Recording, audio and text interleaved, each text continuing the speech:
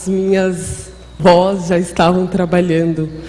Enquanto muitas estão lutando por direitos iguais, a gente nem sabe quais direitos de verdade nós temos, né? Então fica muito difícil, eu não me reconheço, eu quero usar maquiagem, mas não me reconheço na cartela das maquiagens que são vendidas, né? Então fica bem difícil para a mulher, pelo menos para mim, mulher negra, falar sobre o feminismo, mas esse espetáculo que a gente está fazendo faz 2 anos que a gente está envolvida. Antes eu estava como atriz, agora eu estou como iluminadora. Ele me ensina muito, principalmente que a gente não está sozinha. Todo sábado a gente abre um debate, nunca tem tanta gente quanto aqui, porque o teatro é menorzinho, fica gostoso, a gente conversa bastante. Mas a gente descobre que a gente passa as mesmas coisas e às vezes não conversa uma com a outra, né? E só vai falar quando tem um debate, quando, vamos fazer a Semana da Mulher, ou 8 de março. E fica complicado, né? Mas a gente descobre isso, a gente não está sozinha, a gente passa por muitas coisas que são muito parecidas, como o medo de descer do ônibus no escuro, o medo de andar sozinha, eu posso pôr um shorts e sair à vontade por aí, ou vou ser julgada por isso, ou eu tenho que depilar a minha perna, todas essas coisas que são, às vezes, para os homens, né? Eles saem sem camisa, saem de bermuda, não tem esses problemas que nós temos. O espetáculo, ele me ensinou que é bom conversar, é bom desabafar. Às vezes as mulheres são vistas como a gente fala demais, né? Não, a gente não fala demais, a gente fala pouco. A gente fala muito pouco. A gente tem que falar mais, a gente tem que gritar mais, a gente tem que espernear e avisar para todo mundo que a gente está aqui, que a gente tem os nossos direitos, que a gente vai sair do jeito que a gente quiser, que nós vamos vestir o que a gente quiser, que vai ser do jeito que a gente quiser. O nosso corpo é nosso e vai ser desse jeito. A minha irmã, ela costuma falar assim: você já é negra e pobre e resolveu ser atriz. Então, você resolveu uma minoria. Mas não dá para abandonar quando a gente sente, o que a gente sente, né? Acho que é isso que a mulher está querendo dizer para todo mundo. É isso que os espetáculos, que os projetos, que a gente vai continuar lutando e falando para todo mundo. Eu gostei muito, eu não consigo falar muito, mas é muito bom ter esse espaço para discutir sobre a mulher em todos os campos, em todas as áreas, mas mais importante que isso é estar em todos os campos, em todas as áreas. Então, é isso, estamos juntos.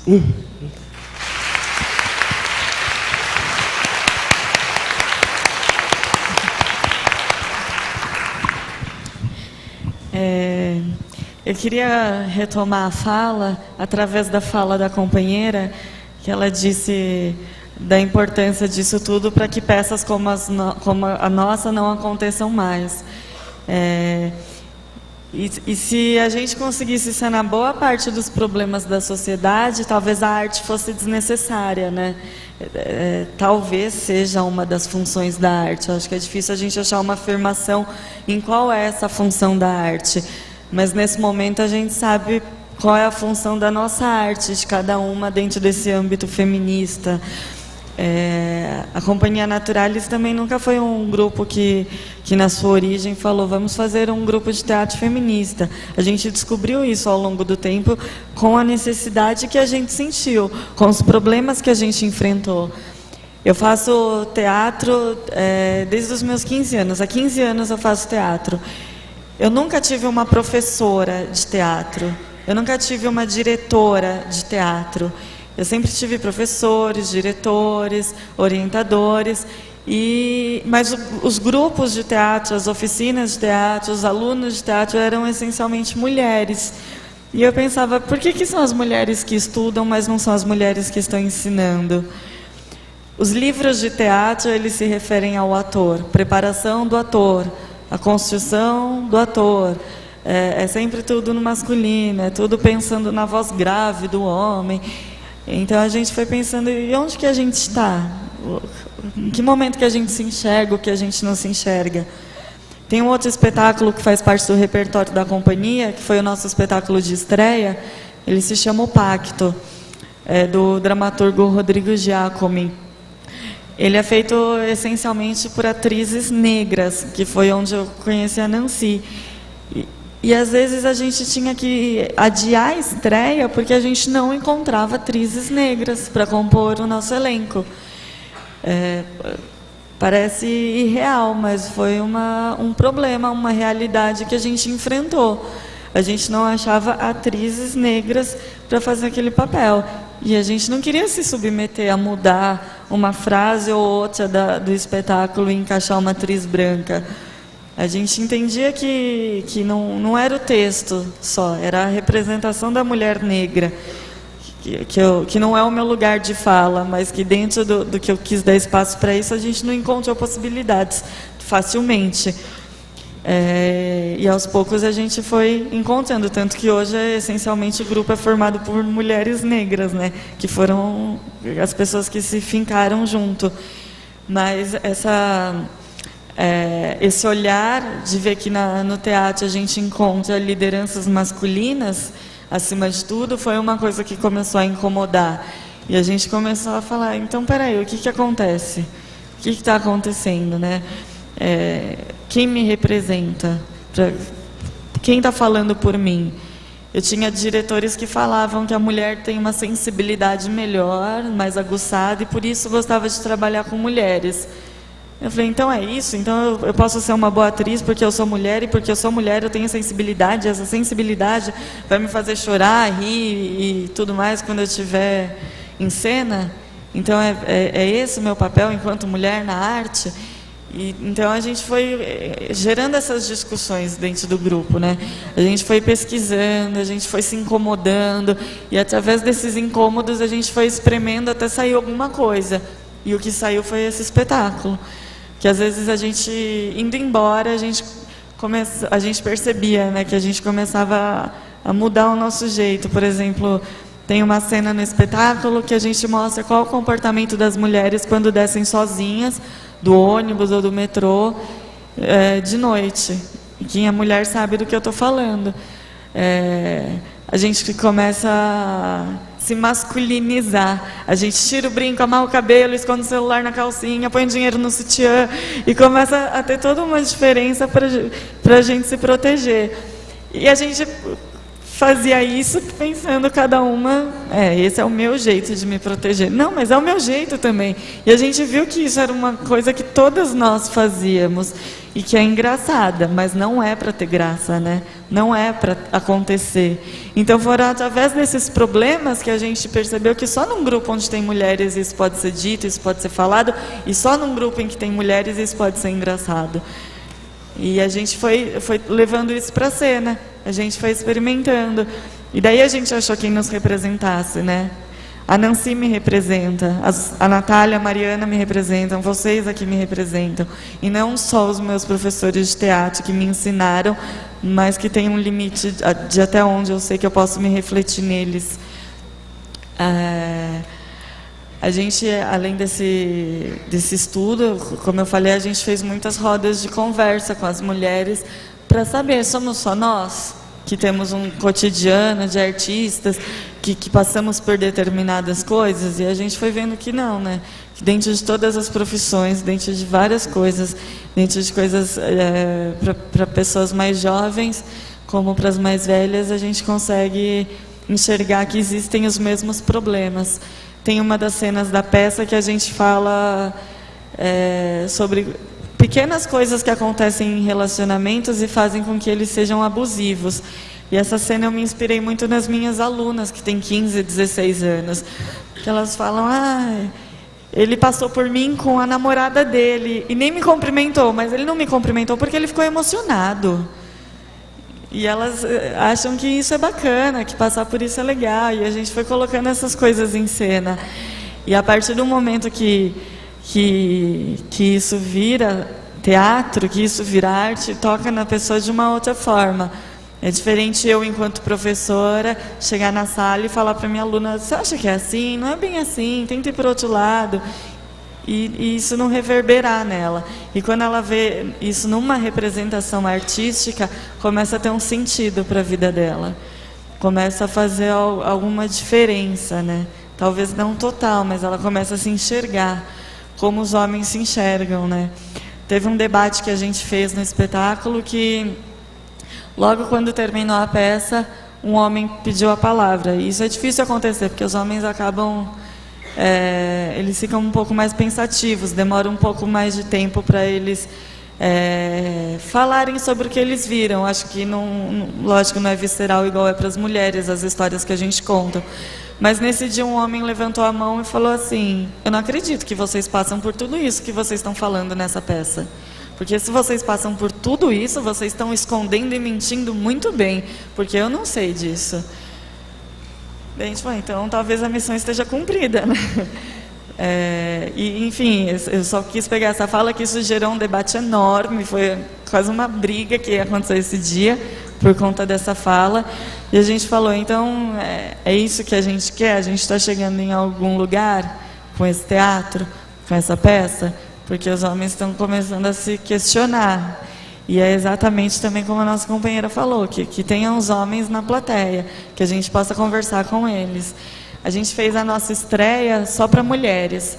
Na estreia só era permitida a entrada das mulheres. E a gente fez um ritual, uma conversa diferente, que a gente queria ter essa troca e ter esse agradecimento, porque a peça foi feita pelas mulheres, não só nós, as mulheres que nós recebemos dentro do nosso espaço. Então a gente quis mostrar a primeira mão para elas, receber um respaldo delas e a partir daí mostrar para o público em geral. E foi um dia muito importante para a gente, né? Foi um dia em que a gente viu que era um ponto de partida de uma coisa pequena que ainda tem que ser muito estendida, que ainda tem que ser muito conversada, que não tem que ser feita só em março, que não tem que ser feita só num momento específico, né? Que a gente tem que levar longe. E questões que vão ficar por muito tempo, né? A gente estuda muito, como eu citei, o Teatro do Oprimido, do Augusto Boal, a gente estuda muito o Bertolt Brecht, e são homens teatrólogos importantes. Não tem a história de uma mulher teatróloga contemporânea a esses homens. E a gente fala, quem que vai vir, então? Será que alguém vai vir e vai mostrar uma outra forma de visão, uma outra forma técnica, uma outra forma de discutir o teatro, digamos, político, né? Todo teatro ele é político, todo ato é político, mas vai ter uma voz feminina que vai falar especificamente dessas coisas dentro do teatro. Isso é uma coisa que falta muito. Então as mulheres precisam tomar não só o seu lugar de fala, mas o seu lugar de público, de reverberar isso, de transmitir mensagens artísticas, de ser um colaborador, um capacitador, um ponto cultural que possa disseminar vários outros pontos, né? Acho que a importância é essa, que isso se multiplique, porque é extremamente raso, é extremamente ínfima a participação das mulheres no teatro. Parece que não, parece que está tudo igual e que está tudo bem. Mas uma outra dificuldade que a gente encontrou, por exemplo, foi de encontrar dramaturgas, mulheres que escrevessem peças de teatro. A gente pega 2 peças de teatro e insere no nosso espetáculo. É uma peça do Chico Buarque, o Gota d'Água, um trecho, e outro trecho da peça Casa de Bonecas, do Henrik Ibsen. E a gente falou, estamos sendo contraditórias? É uma peça que a gente está falando de mulheres para mulheres, sobre mulheres com textos escritos por homens. E a gente procurou muito. A gente, lógico, existem as mulheres que escrevem, mas a gente queria algo que, obviamente, tivesse sentido com o que a gente está fazendo, e isso a gente não encontrou. Então, existem algumas ações pontuais. Por exemplo, tem o Núcleo do 184, um grupo de teatro, que eles fazem anualmente um concurso de dramaturgia feminina. O resultado desse ano vai sair na quinta-feira, inclusive. E é um concurso que só as mulheres podem participar. Só mulheres enviam seus textos. Mas Se alguém souber de algum outro por aqui, diga, porque se existe é uma coisa pouquíssimo divulgada, né? Então são pequenas ações, pequenas atitudes, pequenos espaços que precisam ser ampliados, que precisam ser divulgados, que precisam ser cultivados acima de tudo, né? Uma coisa que acontece no Há Mulheres que é muito bom é que o nosso público ele é feminista. Ele é de mulheres feministas. E não é uma coisa que a gente buscou, não é uma coisa que a gente procurou, que a gente objetivou. O teatro, de forma geral, ele tem um defeito que é fazer teatro para atores. Eu acredito que existem dois tipos de público no teatro hoje. O público comercial, voltado para ver peças propagandas, e o público que é os próprios artistas.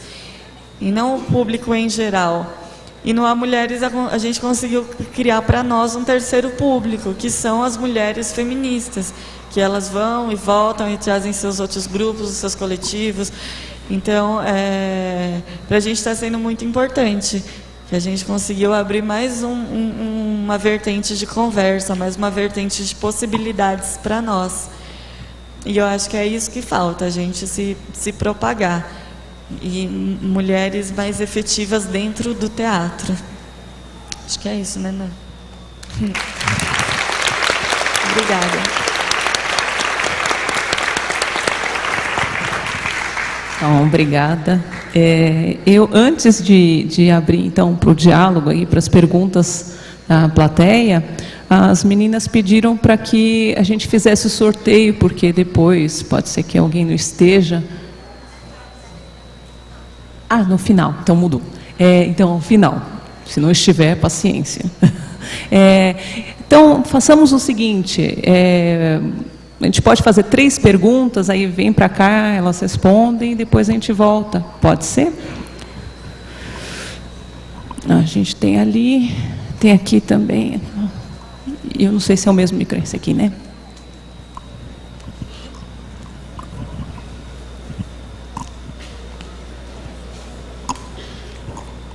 Posso fazer? Oi, meninas, tudo bem? Bom dia. Eu sou Amanda, sou do 2º ano de jornalismo e eu queria fazer uma pergunta para todas, assim, não é para uma só. Recentemente eu li o livro da Kim Gordon, que ela era ex-baixista do Sonic Youth, e nesse livro ela diz assim que a arte ela é vista como uma coisa masculina porque ela é quebra de padrões, ela é inovação, e como mulher a gente aprende justamente o contrário, a gente aprende a ficar nessa caixinha, a não pensar, não quebrar esses padrões, não inovar. A mulher ela sustenta um padrão que já existe, a gente aprende isso. Como vocês acham que a gente faz para quebrar esse pensamento, para sair disso, dessa criação que a gente foi dada e inovar e quebrar os padrões também, como os homens fazem?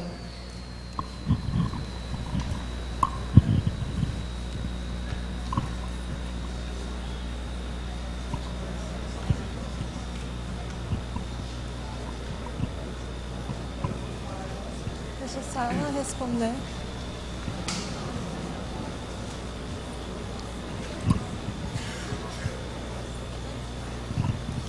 Olá, bom dia. Eu tenho uma pergunta sobre, acho que é especificamente para a Wanda, sobre a passagem do grupo de feminino para feminista. Eu queria que você narrasse, talvez, qual que foi a avaliação para essa transformação, como é que ela aconteceu. O modo que eu entendo, pelo menos quando você disse aquilo que aconteceu dentro do coletivo, talvez a experiência de um coletivo que fosse feminino no sentido exclusivamente organizado e coordenado por mulheres, as 10 guerreiras que você citou, ou seja, um espaço, de certo modo, em que essa exclusividade feminina fosse o elemento mais marcante, mas que talvez convivesse de uma maneira, talvez coexistisse com uma dinâmica que não fosse totalmente aberta, ou que não é aberta para uma participação das mulheres mais efetiva, para um movimento onde daí você se organiza politicamente contra a dominação masculina a partir desse espaço, ou seja, em que a disputa de espaço com o patriarcado se torna não apenas uma consequência indireta, mas uma ação direta do grupo. Eu queria entender um pouco melhor como é que isso aconteceu e se de fato Ou como é que, de fato, politicamente isso se desenvolve?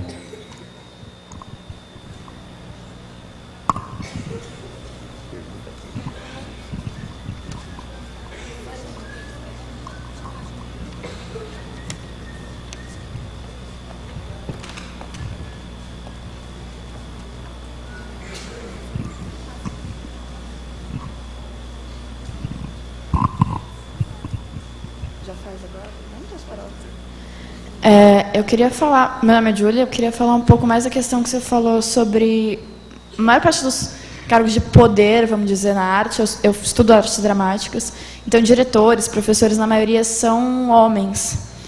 E ano passado eu fui assistir uma peça no Largo da Rocha, que era O Canto das Mulheres do Asfalto, que era um roteiro de um homem sobre temas feministas.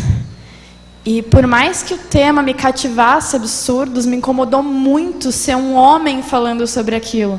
E eu queria que vocês tentassem falar um pouco sobre como os homens acabam roubando nosso protagonismo na arte para falar desses temas.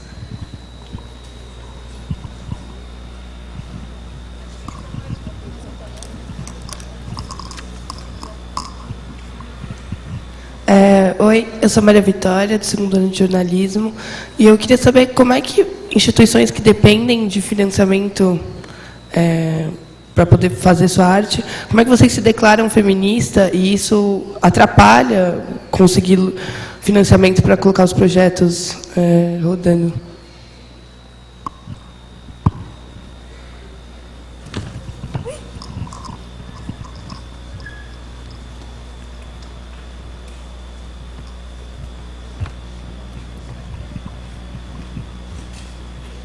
Acho que as perguntas foram para, em geral, exceto a do professor, que foi direta para a Wanda. Não sei se você quiser já responder, e aí os demais. Vou tentar meio que juntar aqui as perguntas pela minha resposta. Bom, vamos lá. Quando a gente fala, acho que foi você, alguém falou de quebras de padrões, né? Eu acho interessante a gente pensar que a gente não deve fazer como os homens, porque a gente não vai fazer como os homens, nós somos mulheres. Eu acho que é a primeira coisa que a gente tem que entender, né? Porque fazer igual é ser igual, não existe. Eu acho que nenhum homem faz também como outro homem, né? E isso a gente entende muito dentro do ILU e a gente tenta trabalhar muito isso, porque a gente trabalha com uma coisa que é totalmente masculina, que é o direito de tocar tambor. Não sei se vocês sabem, na cultura africana voltada para o candomblé, só o homem pode tocar nas casas de candomblé, né? Hoje a gente tem uma pessoa no ILU que teve a permissão para tocar numa casa do candomblé. E não só em relação às casas, mas na cultura brasileira, né? Na cultura popular, na tradicional, o tambor é uma vertente masculina. Não sei se vocês já ouviram falar do jongo, né? Quem toca os tambores, os tabus, são homens, né? O samba de crioula também é feito por homens. Então, a gente vem meio nessa, ocupando esse espaço. E daí a gente traz uma história de África, onde a base eram as mulheres que tocavam, né? Porque os homens tinham outras funções. E, atualmente, tem algumas cerimônias em África que a mulher não pode tocar mais, ela tem o seu lugar, às vezes é dançar, é cantar, em algumas ela não pode mais participar. Então, a gente vem um pouco resgatando essa história que a mulher tocava. Então, vamos retomar esse lugar, mas se vocês ouvirem o ILU tocar e do lado tiver outra bateria de homens tocando a mesma coisa que a gente, é diferente. Porque a gente fala que a gente toca com o útero, né?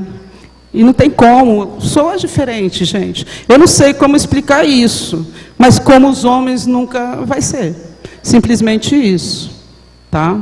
E foi muito louco quando a gente começa a perceber que nós somos um grupo feminista Desde o momento que a gente percebe que há modificações nas pessoas que compõem o grupo, porque elas se intitulam ativistas, não ativistas. Nós somos ativistas porque elas deixam os maridos num sábado e domingo da casa delas, falam, olha, hoje você cuida do nosso filho porque eu tenho ensaio num bloco. Ou vira para o marido e fala assim, olha, eu não vou fazer mais chapinha porque eu quero meu cabelo natural, afinal eu sou negra. E o marido se assusta porque descobriu naquele momento que casou com uma negra, né?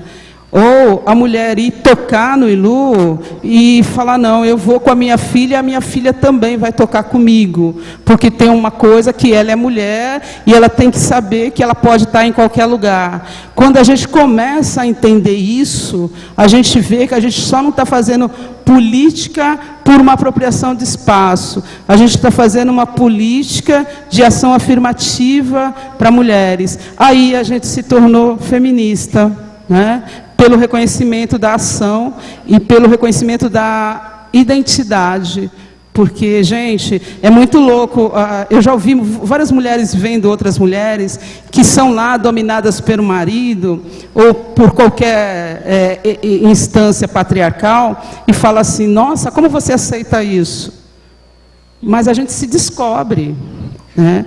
Não dá para a gente cobrar algumas coisas, acho que a gente se descobre da mesma forma como o Ilu foi descobrindo. Eu acho que a gente tem que ter um baita respeito por essas mulheres que estão se descobrindo e ainda estão no sofrimento, porque é um sofrimento, só que elas não entendem ainda que há uma saída para isso, porque a sociedade ainda é totalmente patriarcal, é totalmente branca, e é isso que está posto há séculos, né? Não sei se eu consegui responder minimamente. E na questão do feminismo, se atrapalha ou não, nada atrapalha quando a gente quer fazer alguma coisa. E hoje as leis de incentivo, e pela briga mesmo, política, né, porque a gente tem uma instância dentro do Ilu, que é política, né, eu faço parte da Comissão Nacional de São Paulo das Culturas Negras, sou do movimento negro também. Então, a gente tem uma luta política, né, que a gente paute na cultura projetos e leis de incentivos específicos.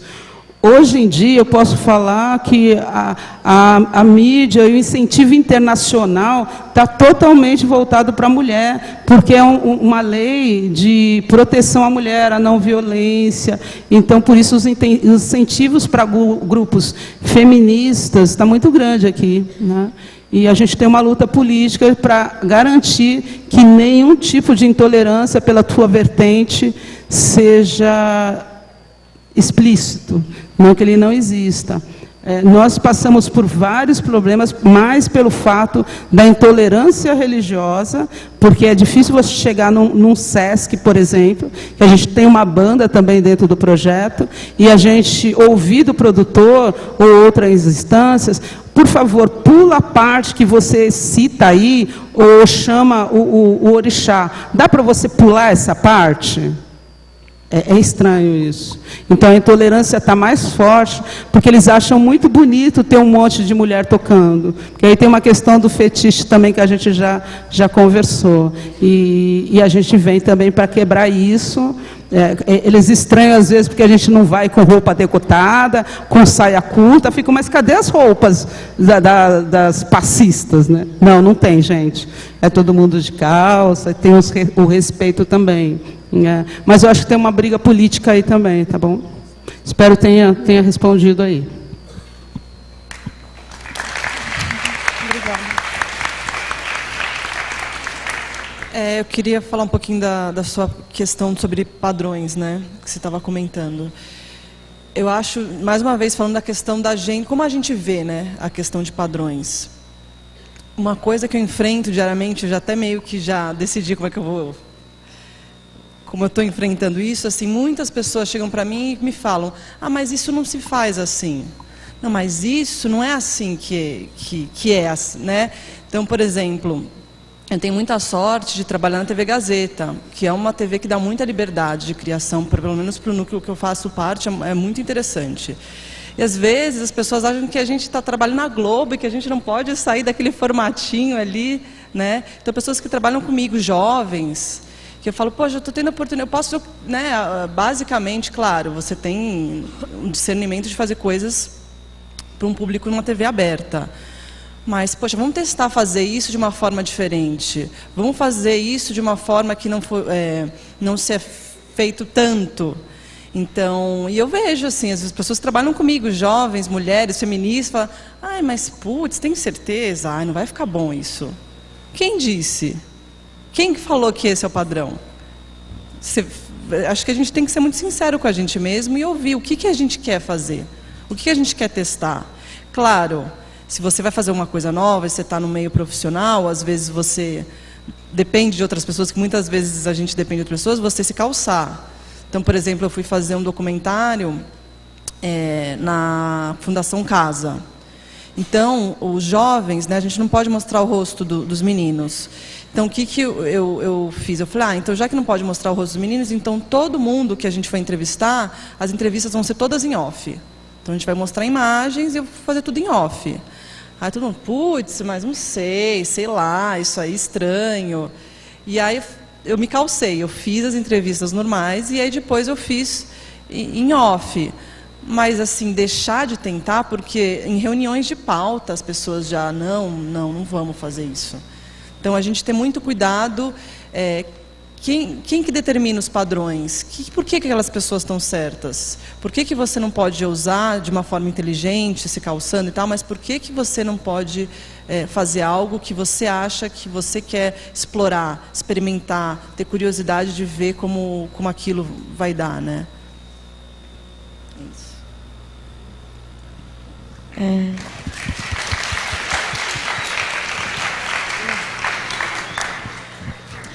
Falando sobre o... Oi? Pode falar. Sobre o protagonismo masculino no teatro, dentro dos nossos estudos para mulheres, isso foi uma coisa que incomodou a gente. A gente ia assistir peças que falavam sobre mulheres, porque é a bola da vez, né? Se a gente abrir os guias de teatro, o assunto está sendo esse ano. Filmes que falam especificamente sobre esse tema, até livros um pouco menos, né? Porque é uma coisa um pouco mais específica. Mas e era isso que a gente via: mulheres em cena com direção de um homem, com um texto escrito por um homem, ou então com uma intervenção cênica direta de um homem.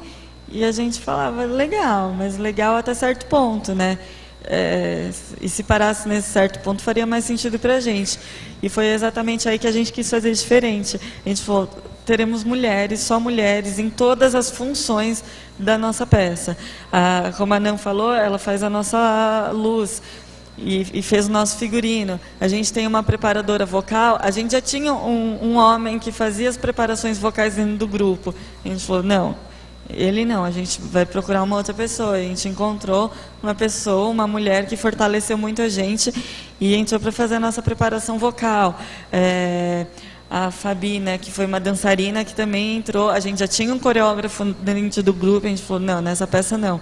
Chamamos outra mulher para fazer a coreografia, para fazer todas as funções técnicas, produção, parte de luz, de som, tudo feito por mulheres.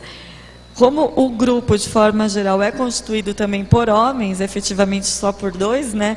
Eles estão lá junto, porque é uma questão do grupo, né? A gente compartilha tudo junto. Mas as ações são feitas por mulheres. Esse foi um cuidado que a gente quis ter, justamente pelo que você falou. O que me representa? Acho que não faz sentido eu entrar para assistir uma peça que está falando sobre mulheres e ser recebida por um homem. A gente sabe que não é a mesma coisa, né? A gente sabe o que a gente sente, o quanto é diferente.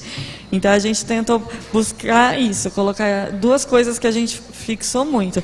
De o trabalho ser feito exclusivamente por mulheres, que é uma coisa inédita dentro do nosso grupo, e de não ser só um retrato do que... Não que ser um retrato seja pouco, já é uma coisa muito importante, mas de dar um passinho, não sei se para frente ou para o lado, mas para trás não é. De fazer algo diferente, de mostrar outras possibilidades.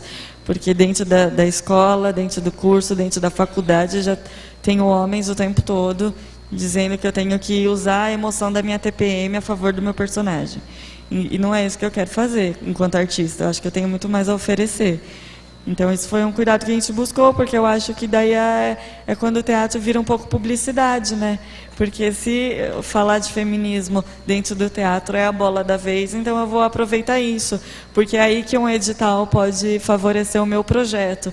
É aí que um órgão público pode falar do que eu estou fazendo. É aí que eu posso me favorecer. Então, eu acho que tem um pouco disso, desse aproveitamento. E daí, de novo, mais uma vez, em mais um lugar, o homem tomando uma voz que é nossa. Num lugar, num contexto que deveria ser exclusivamente nossa, né? E daí eu repito o que eu falei, a gente tem que ser um multiplicador. Que tipo de arte que a gente quer divulgar enquanto feminista? Né? Do que a gente quer falar? Eu quero dar voz para quem? Recentemente estreou um espetáculo que também fala sobre feminismo no Sesc, escrito por um homem e dirigido por um homem. Os ingressos esgotaram no mesmo dia. Então, a gente já viu que isso está vendendo muito bem, né? Seja por quem for que esteja escrevendo, fazendo ou falando. Quer falar,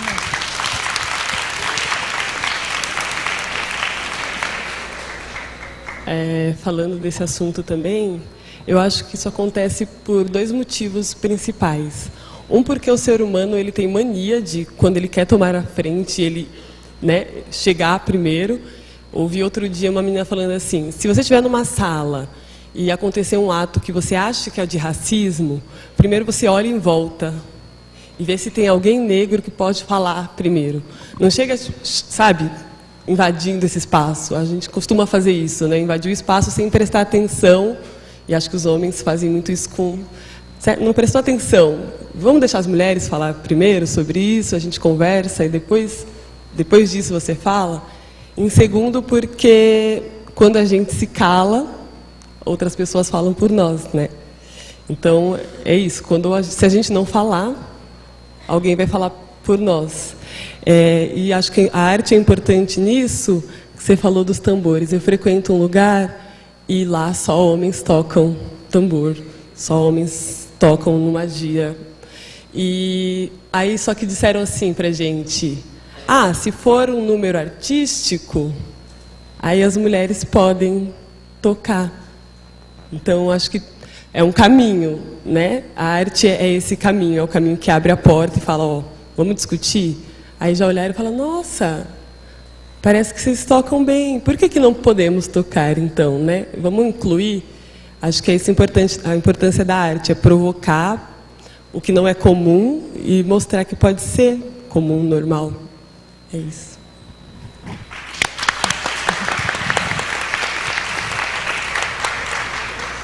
Acho que dá mais uma rodada de perguntas. Nós temos? Enquanto vocês vão pensando, eu tenho uma pergunta. Acho que mais para